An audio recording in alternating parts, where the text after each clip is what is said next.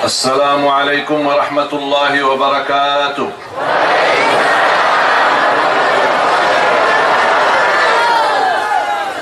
Apa kabar semuanya?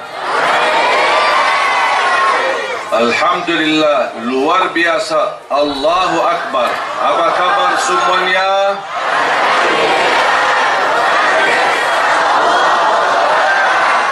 Alhamdulillah, syukurillah. Alhamdulillah, alhamdulillah, alhamdulillah. Ashhadu an la ilaha illallah wa ashhadu anna Muhammadan abduhu wa rasuluh. Allahumma salli wa sallim wa barik ala sayyidina Muhammadin wa ala alihi wa sahbihi wa man tabi'ahum bi ihsanin ila yaumiddin.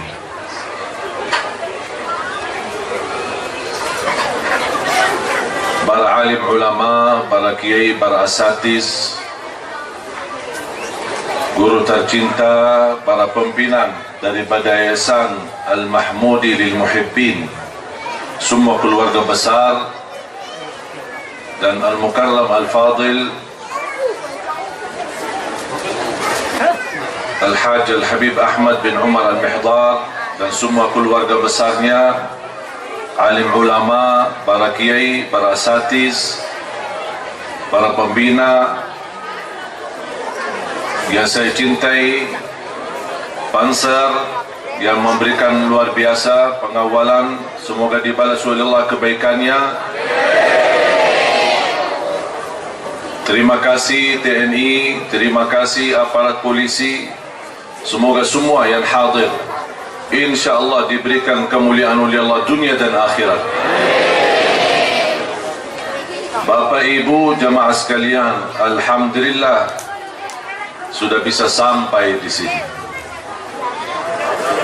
Biasanya kalau di jadwal kegiatan safari dakwah, saya selalu berpesan sama tim, jangan suka milih-milih tempat. Siapa yang undang kita, selama masih bisa di-ACC-kan, tolong diterima. Jangan dipandangi, kan tempatnya kok gini kecil, tempatnya kok begini, tempatnya kok sederhana. Ya memang kita semua orang sederhana. Dari tanah kembali ke tanah. Buat apa? Saya tidak pernah meminta sama tim. Ini juga ketua tim Ustaz Utomo yang mendampingi program safari dakwah dimanapun kita berada, dan selalu saya berpesan, apapun permintaan dari jamaah kita usahakan insyaAllah yang terbaik untuk jamaah. Tempatnya seperti apa, tidak apa-apa. Mau musalla boleh, mau masjid boleh, mau masjid raya, masjid agung boleh. Mau jumlah yang datang 10.000 orang boleh, yang datang pun 1 orang boleh, tidak masalah. Tujuan kita kan silaturahim. Masa kalau mau silaturahim harus tahu berapa orang yang datang? Kalau 11.000 saya tidak mau, harus 12.000. Tidak ada begitu. Alhamdulillah kita sederhana, terima apa yang kita bisa datang, apa yang kita bisa ACC-kan, insyaAllah kita terus memperjuangkan yang terbaik untuk masyarakat Indonesia. Apalagi semenjak saya menjadi rakyat Indonesia, berarti sama harus saya belajar menjadi rakyat Indonesia yang insyaAllah mulia akhlaknya, yang insyaAllah amanah dan jujur, dan insyaAllah menjadi orang yang meniru akhlak Nabi Muhammad sallallahu alaihi wasallam. Sebenarnya jamaah sekalian, banyak masalah dan persoalan di tengah kita. Apalagi sekarang pandemi COVID-19, rasanya tidak nyaman, biarpun terbatas, tapi Masya Allah, menggunakan masker bisa, cuci tangan bisa, kayaknya jaga jarak itu susah. Gimana Pak? Jadi aparat keamanan kita bingung. TNI polisi gimana ini? Akhirnya polisi sama TNI tercepat juga ikut. Yang penting mudah-mudahan Bapak Ibu aman-aman saja. Mudah-mudahan keadaan sehat dan dilindungi oleh Allah dari segala bala dan wabah. Amin ya rabbal alamin.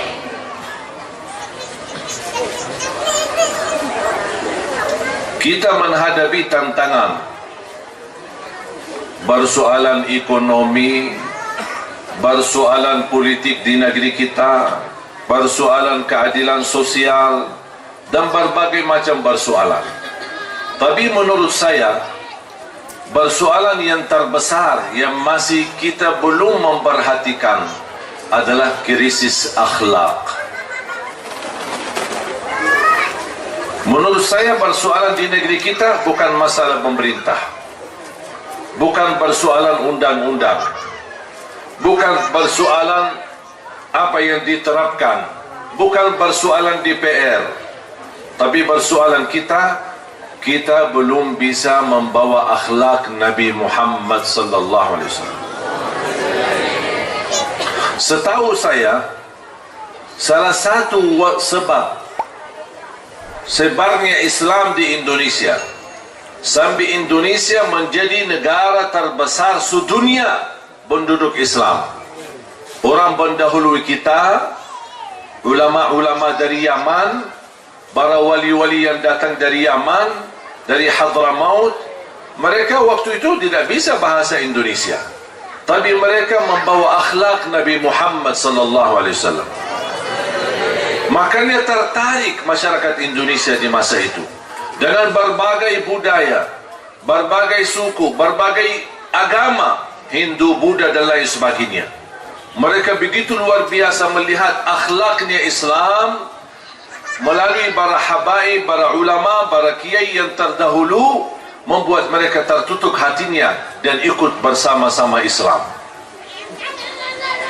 Sedikit demi sedikit kehilangan akhlak itu, dan Allah menjaminkan satu negeri makmur karena ketinggian dan kemuliaan akhlak, dan Allah janji kehancuran satu negeri kalau kerusakan akhlak.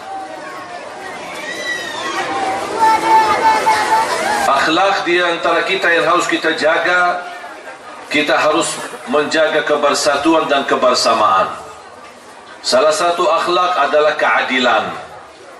Makanya kalau kita harap Allah anugerahkan kepada kita mendapatkan pemimpin yang adil, amanah dan jujur, mohon maaf, kita harus juga berlaku adil. Allah tidak mungkin mendatangkan seorang yang bukan dari kita. Pemimpin, mohon maaf, pemimpin kita dari mana? Dari langit turun? Turun dari langit? Atau dari kita? Dari kita, masyarakat Indonesia. Tapi coba bayangkan, bagaimana kita berharap mendapatkan pemimpin yang adil. Mohon maaf, kita aja dalam kehidupan kita tidak adil. Bagaimana kita mengharapkan dapat pemimpin yang amanah, kita aja tidak amanah. Bagaimana kita ingin dapat pemimpin yang jujur, mohon maaf, di antara kita tidak jujur. Saling adu domba, saling fitnah, saling mencari celah kawannya, sahabatnya. Banyak orang putus silaturahim gara-gara urusan harta, urusan warisan. Banyak pemuda-pemudi tidak salat subuh. Bagaimana kita Allah anugerahkan banyak keberkahan negeri kita, sedangkan kita sama Allah aja masih belum beres. Dan teruji akhlak seorang ketika tertekan dengan ujian. Kalau dia duduk manis, itu bukan mulia akhlaknya. Tapi ketika tertekan dengan ujian, dicaci maki, dihina, difitnah, di berbagai macam ujian yang dia dapat, akan terlihat akhlaknya. Apakah dia sabar? Apakah dia mampu menahan marahan? Apakah dia mampu membalas dengan baik? Atau dia mau balas dendam?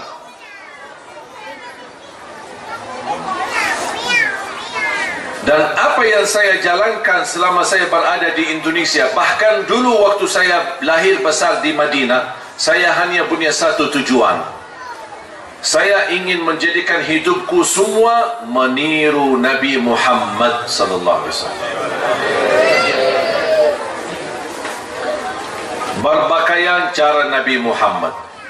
Mungkin Bapak Ibu bisa pakai baju-baju biasa yang tidak pernah dipakai oleh Nabi Muhammad. Itu bukan persoalan.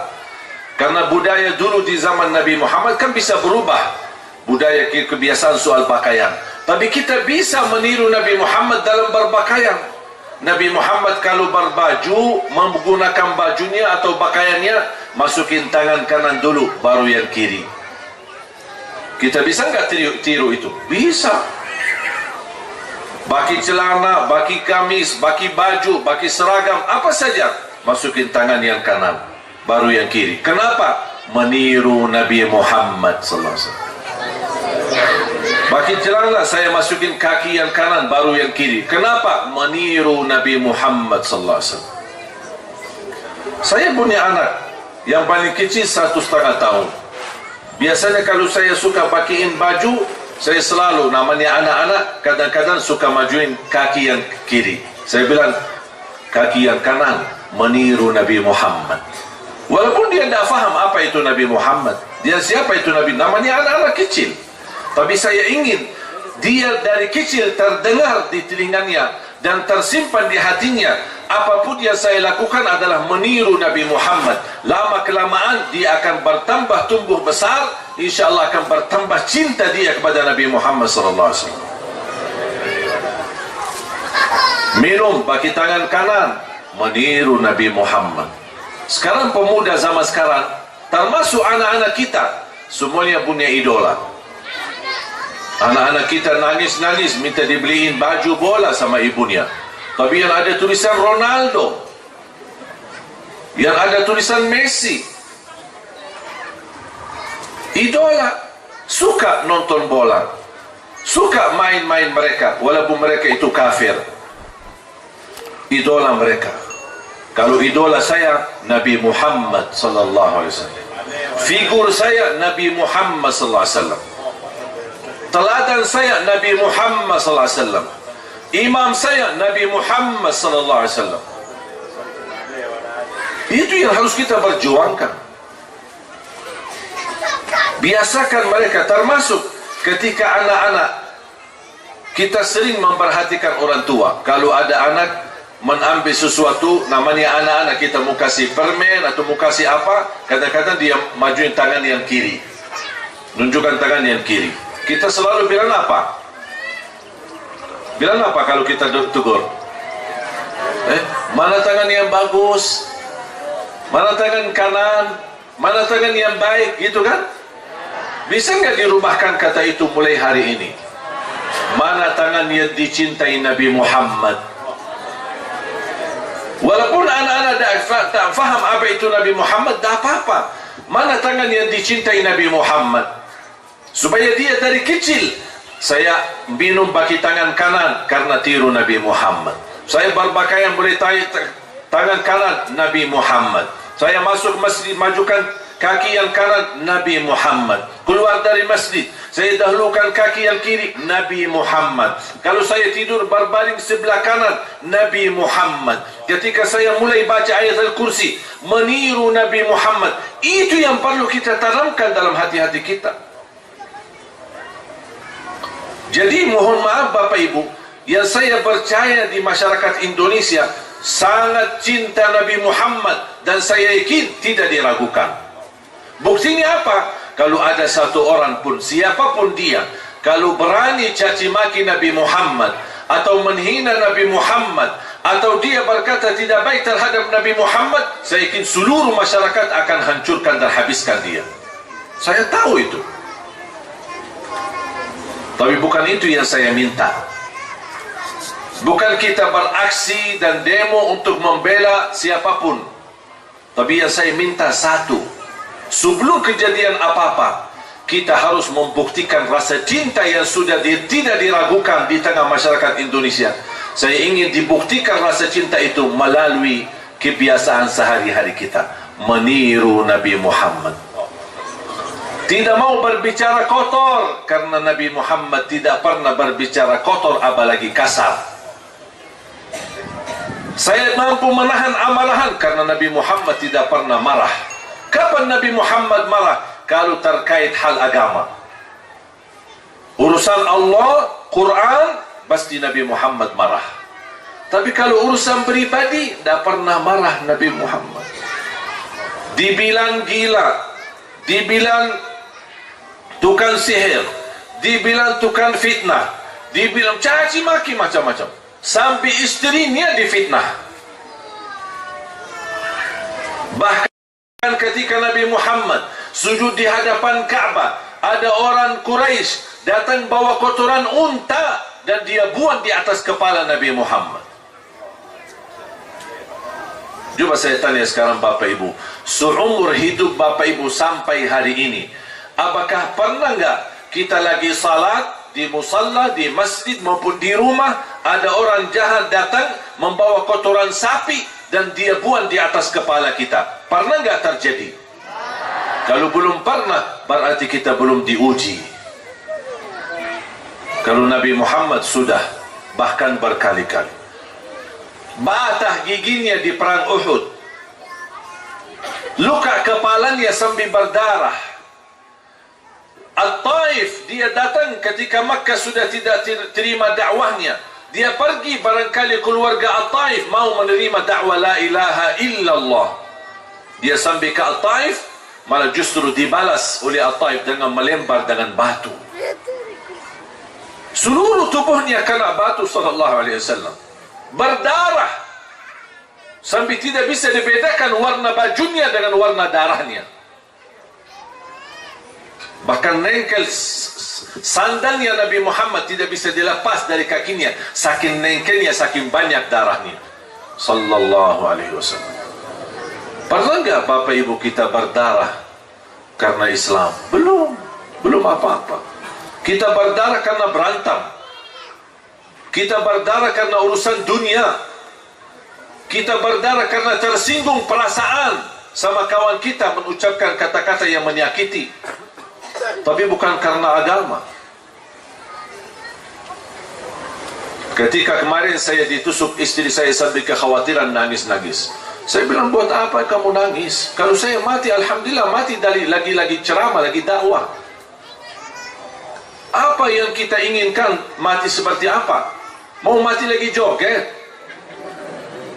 Mau mati lagi nonton sinetron atau dangdut?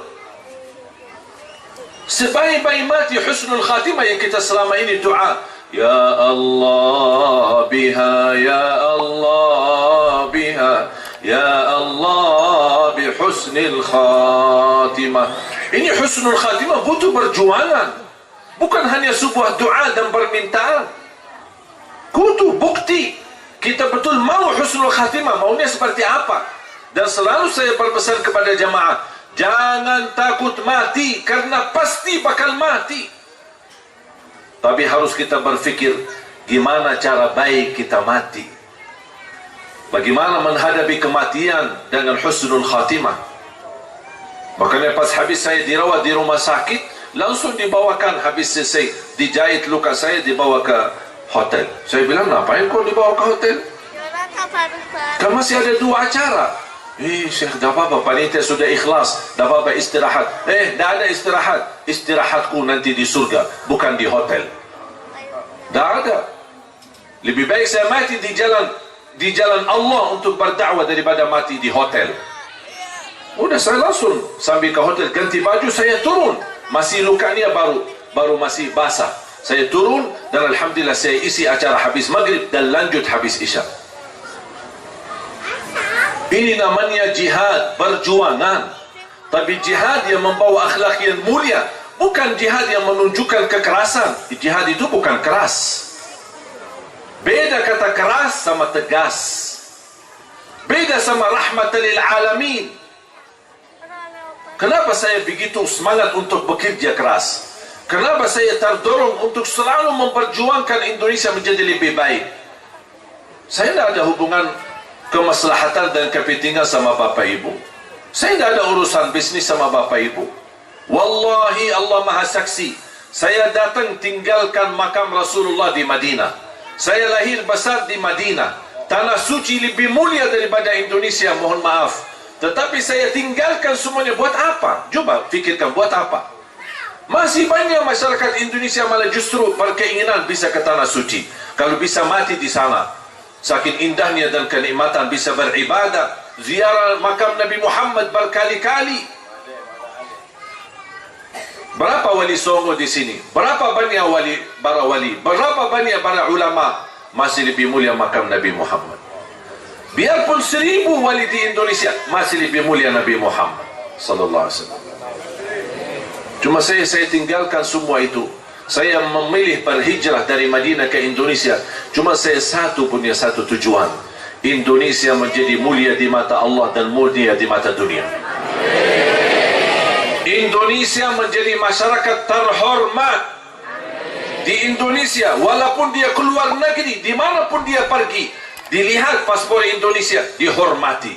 Ini fantasinya dan layak untuk orang Indonesia.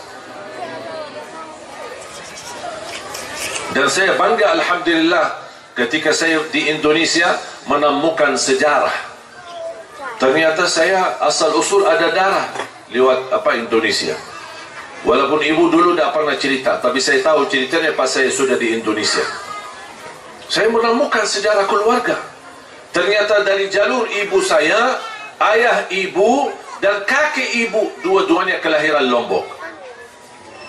Kakek ibu saya nikah sama orang Lombok, dan istri kedua nih. Istri kedua Bumi Ayu, Jawa Tengah. Bahkan beliau kakek ibu saya, namanya Syekh Said Jabir, mampu mempersatukan orang Sasak untuk melawan penjajah Belanda. Sambil penjajah Belanda sakit hati, itu orang Arab ini yang tinggi, itu orang yang tinggi, ini yang bahaya ini, tolong bisa ditangkap. Sambil mereka sambat menangkap saya punya kakek, kemudian dibunuh, dan beliau punya makam besar di Ampenan. Dan subhanallah, berjalan waktu dan masa, kakek ibu saya dimakamkan di Ampenan. Anaknya, ayah ibu saya, dia berhijrah ke Arab, nikah di Arab, dapatlah ibu saya. Ibu saya pun nikah di Arab, dapatlah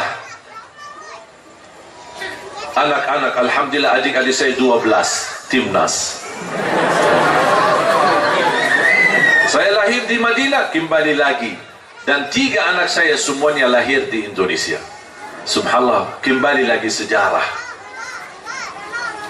Makanya saya bangga karena alhamdulillah bisa kembali, walaupun kampung halaman saya di Madinah, tapi saya merasa asal usul saya lewat ibu adalah Indonesia. Makanya pas saya periksa di rumah sakit, dokternya pun kaget. Subhanallah, darahnya merah putih. Bersyukur, wallahi bapak ibu, Indonesia memiliki banyak kenikmatan, banyak kelebihan, banyak anugerah. Tinggal hanya satu, kita syukuri dan kita jaga, supaya Allah tambahkan nikmat. La in syakartum la azidannakum. Kita terus memperjuangkan yang terbaik. Selain kita membangun program tahfiz, program Al-Quran, dan insya Allah saya memperjuangkan dan selalu saya berdoa, ya Allah, aku mohon jangan cabut nyawa saya sampai menjadi kenyataan terlahir dan terwujud 1 juta penghafal Al-Quran untuk Indonesia. Itu selalu doa saya. Apalagi habis ditusuk kemarin, saya tingkatkan lagi doanya. Ya Allah, jangan dulu ya Allah, jangan, tak boleh mati ya Allah, tak boleh. Jangan dulu, karena tugas belum selesai. Walaupun alhamdulillah sudah jalan, dan alhamdulillah sudah melahirkan dan mewujudkan ratusan para penghafal Al-Quran. Dan setiap orang di bawah binaan kami tamat hafal 30 juz, kami hadiahkan umrah dan kami kirim ke tanah suci. Tujuan saya sebenarnya bukan hanya umrah, tapi keinginan saya, semua orang yang kita kirim ke Madinah bisa sekalian setor hafalan Al-Quran di hadapan imam besar Masjidul Haram dan Masjid Nabawi. Karena saya ingin anak kita Indonesia, orang Indonesia sebagaimana diakui di tanah air, saya harap mereka juga diakui di tanah suci. Makanya saya minta tolong adik-adik saya rayu adik-adik saya dari 12 saya ingin mereka pindah ke Indonesia. Saya terus merayu mereka, ayo Indonesia sini ajib. Masyarakat di sini luar biasa, santun, sopan, luar biasa, banyak kelebihan. Mohon maaf, ada kekurangan? Ada, kita semua punya kekurangan. Tapi insya Allah saya selalu mempandangi masyarakat ini dengan mata positif. Dan selalu saya melihat banyak kelebihan. Dan insya Allah dengan kelebihan yang kita punya, mudah-mudahan insya Allah Allah ampuni semua kekurangan dan dosa-dosa kita. Saya rayu, alhamdulillah berhasil mendatangkan 7 adik kandung saya. Ada yang laki, ada yang perempuan. Supaya mereka tidak bosan dan tidak ingin pulang ke tanah suci, langsung saya nikahkan di Indonesia. Supaya mereka betah. Yang perempuan saya nikahkan sama laki Indonesia, yang laki-laki saya nikahkan sama perempuan Indonesia. Jangan khawatir Bu, masih ada lagi. Bahkan saya dorong adik-adik saya, kalau boleh masing-masing istri 4, dan setiap istri melahirkan anak-anak 1 lusin, dan semuanya menjadi penghafal Al-Quran. Setuju bapak-bapak? Ibu-ibu? Ibu-ibu, ibu ini kan untuk Al-Quran, demi kebaikan, supaya Islam jaya. Gak boleh keras kepala ibu. Doakan yang terbaik. Makanya program 1 juta penghafal Al-Quran saya harap menjadi bukan milik Ali Jabir, tapi saya harap menjadi milik kita bersama. Amal saleh kita bersama, perjuangan kita bersama. Mungkin bapak ibu merasa dirinya gagal menjadi penghafal Al-Quran, tapi insya Allah dengan kita memfasilitasi para penghafal, mendukung mereka, membimbing mereka, insya Allah walaupun kita besok meninggal dunia, walaupun belum hafal Quran, tetap mendapatkan syafaatnya Al-Quran, karena kita ikut memfasilitasi mereka untuk bisa menghafal Al-Quran. Semuanya bisa menjadi keluarga besar Ahlul Quran. Alhamdulillah program 100 markas itu berjalan sampai setiap kunjungan safari dakwah kami luar biasa dapat perhatian dari masyarakat. Dan kepercayaan ini, jujur saja bapak ibu, semenjak saya berada di Indonesia, semua perjuangan kita murni dukungan dari masyarakat Indonesia. Tidak ada yang dari Arab. Mohon maaf, saya bukan keturunan Raja Salman, tapi alhamdulillah kepercayaan dari bapak ibu, dari jamaah umat Islam di Indonesia terwujud. Walaupun kita baru melangkah 2 tahun ini, tapi alhamdulillah terus sedikit demi sedikit. Dan saya selalu yakin 1 juta memang angka besar, walaupun jaraknya panjang, tapi kalau kita berlangkah pasti akan sampai. Kalau jarak yang dekat, kalau tidak pernah berlangkah, tidak bakal sampai. Betul? Makanya terus apa yang kita bisa terus. Dan alhamdulillah ketika kami berjalanan safari dakwah, luar biasa respon dan dukungan dari masyarakat. Tahu nggak bapak ibu, dukungan yang terbesar dan terbaik sepanjang kami safari dakwah di Riau sampai di Pekanbaru, sampai ke pulau-pulau Bengkalis dan lain sebagainya, kita sampai juga ke Lampung kemarin, sampai juga di beberapa daerah di Jawa Tengah, kemudian sampai ke Jakarta, Bandung, Cicalengka, Purwakarta, Purbalingga, banyak yang kita datangi. Dan subhanallah, yang terbaik dukungan dari jamaah umat Islam adalah Manado. Justru di Manado, orang berkata Manado ini tantangannya luar biasa, karena dihitungkan umat Islam sama yang non-muslim. Tapi ternyata di sana justru yang terbesar dukungan. Sampai ada yang wakafkan tanahnya, ibu-ibu mewakafkan emasnya. Sampai kemarin, dan setiap ada titik wakaf, langsung insya Allah kita jadikan tempat ini menjadi pusatnya, insya Allah menjadi pelajaran Al-Quran untuk Indonesia. Kemarin di Pekanbaru kita letakkan batu asas untuk bangunan pesantren, sampai insya Allah 6 lantai. Kita juga terakhir waktu di Batam juga letakkan batu. Dan insya Allah kita di Kabupaten Malang dan juga di Kota Malang, insya Allah kita akan terus melanjutkan membangun pusatnya, melahirkan para penghafal Al-Quran. Dan insya Allah di Batur ini insya Allah mudah-mudahan menjadi salah satu lokasi yang melahirkan para penghafal Al-Quran. Wallahi saya percaya dan yakin insya Allah dari kampung bapa ibu ini akan terlahir imam besar untuk Indonesia, terlahir para penghafal Al-Quran untuk Indonesia. Yakini bapa ibu, ya harus yakini, karena kita sama Al-Quran. Al-Quran ini bukan kitab manusia, ini kalamullah yang sempurna, yang suci, yang rahmatan lil alamin. Jangan takut, kalau selama bersama Al-Quran pasti dijamin kemuliaan dunia dan akhirat. Kalamullah la ya'tihi al-batil min baini yadayhi wala min khalfi tanzilu min hakimin hamid. Kita harus semangat. Musuh Islam, musuh Al-Quran, orang munafik bekerja keras. Mereka bekerja keras, habiskan waktu, habiskan tenaga, habiskan pemikirannya, habiskan hartanya untuk menghancurkan Islam. Kita pula harus bekerja keras, membangun Islam, membangun berhadapan, membangun akhlak yang mulia, dan juga kita membangun para kadar-kadar penghafal Al-Quran. Dan tapi kita tidak ada niat untuk menghancurkan mereka. Kalau mereka musuh kita, punya niat menghancurkan Islam dan umat Islam, kita ingin kerja keras, menghabiskan tenaga, menghabiskan waktu, menghabiskan harta untuk Islam dan Al-Quran, tapi kita tidak punya tujuan untuk menghancurkan mereka, karena Islam kita rahmatan lil alamin. Sama musuh kita pun kita kasih sayang, karena dia belum tahu. Kalau dia tahu hakikatnya Islam, kemuliaan Nabi Muhammad dan kemuliaan akhlak, pasti dia akan patuhi Islam. Makanya selalu kita, orang niat buruk sama kita, kita tidak perlu balas niat buruk, tapi justru kita niat baik.